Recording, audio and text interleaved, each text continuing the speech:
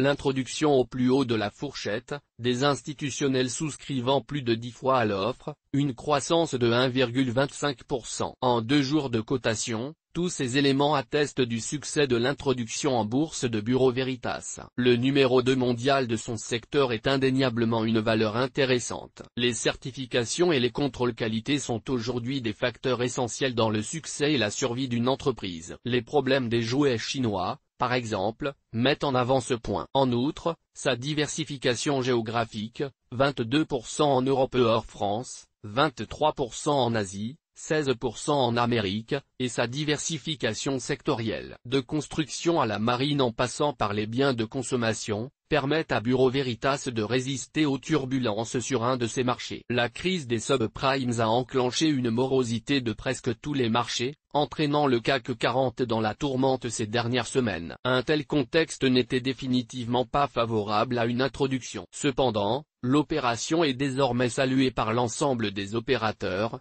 NISE Euronext qualifie cette introduction de vif succès. Cette réussite devrait permettre à Bureau Veritas d'entrer dans une nouvelle phase de développement. L'introduction de Bureau Veritas sur Euronext représente une nouvelle étape dans l'histoire de la société, qui nous permet d'accroître notre potentiel de développement, a commenté Franck Piedlièvre, président du directoire de Bureau Veritas. La cotation en bourse constitue un élément supplémentaire de statut et de notoriété pour attirer de nouveaux clients et collaborateurs. Elle contribuera également à faciliter la mise en œuvre de notre stratégie de croissance externe. Néanmoins, le véritable gagnant semble être Wendel, qui a retiré 1,2 milliard d'euros de cette introduction, tout en gardant le contrôle de Bureau Veritas, avec 65% du capital. La holding familiale réalise un taux de retour sur investissement de 46% par an sur son investissement de 2004. Grâce centimes au fonds levé par cette introduction, Wendel vient de monter à 11,8% dans le capital de Saint-Gobain. Dans un tel contexte,